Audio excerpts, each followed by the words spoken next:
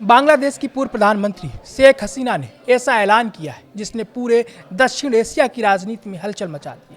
शेख हसीना कह रहे हैं कि वो दिसंबर 2026 में भारत से बांग्लादेश लौटेंगी, सरेंडर करेंगी और इन्हें मौत का कोई डर नहीं है।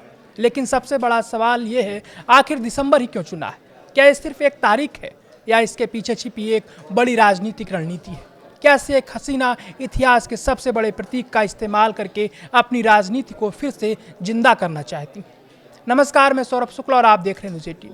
इस समय शेख हसीना पर 150 से ज़्यादा मामले दर्ज बताए जा रहे हैं। बांग्लादेश के इंटरनेशनल क्राइम्स ट्रिब्यूनल ने 2024 के छात्र आंदोलन के दौरान विहिंसा और मौतों से जुड़े मामले में उन्हें दोषी ठहराते हुए मौत की सजा सुनाई है। हालांकि इस फैसले को लेकर कानूनी और राजनीतिक बहस जारी है। ऐसे माहौल में कोई भी नेता जल्द से जल्द सुरक्षित रास्ता खोजने की कोशिश करता है, लेकिन शेख हसीना कह रही है मैं दिसंबर में लौटूंगी। तो आखिर दिसंबर में ऐसा क्या है?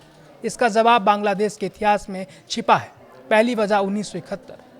16 दिसंबर 1971 यही वो दिन था जब पाकिस्तान की सेना ने भारतीय सेना के सामने सरेंडर किया था।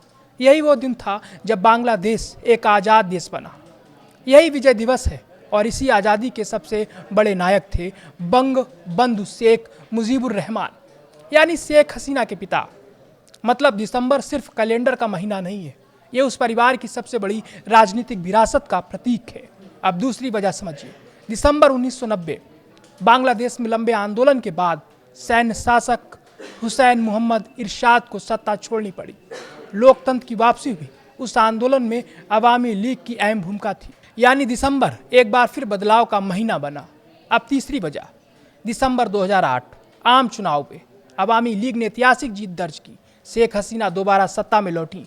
यहीं से उनका सबसे लंबा राजनीतिक दौर शुरू हुआ, यानी आज़ादी, लोकतंत्र और सत्ता में वापसी। तीनों बड़े पड़ाव दिसंबर में ही आए।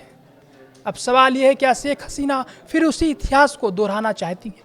क्या वो अपने समर्थकों को ये संदेश देना चाहती हैं कि जिस महीने ने मुझे पहले जीत दिलाई वही महीना मेरी वापसी भी कराएगा? राजनीति में प्रतीकों की ताकत बहुत बड़ी होती है।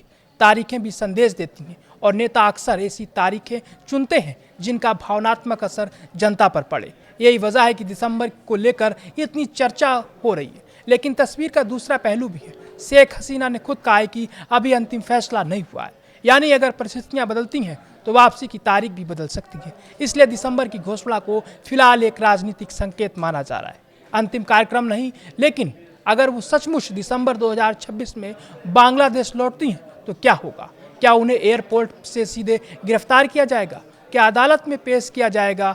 क्या उनके समर्थक सड़कों पर उतरेंगे? क्या बांग्लादेश की राजनीति फिर से दो हिस्सों में बढ़ जाएगी? और सबसे बड़ा सवाल, क्या दिसंबर एक बार फिर इतिहास में लिखा जाएगा या शेख हसीना की राजनीति का सबसे कठिन अध्याय साबित होगा? इतिहास गवाह है, कभी यही दिसंबर उन्हें सत्ता तक लेकर आया था, लेकिन क्या यह दिसंबर उन्हें नई राजनीतिक जिंदगी देगा या हमेशा के लिए राजनीति का दरवाजा बंद कर देगा? इस सवाल का जवाब आने वाला वक्त देगा। लेकिन इतना तय है, दिसंबर 2026 पर सिर्फ बांग्लादेश ही नहीं, पूरी दुनिया की नज़र टिकी हुई है।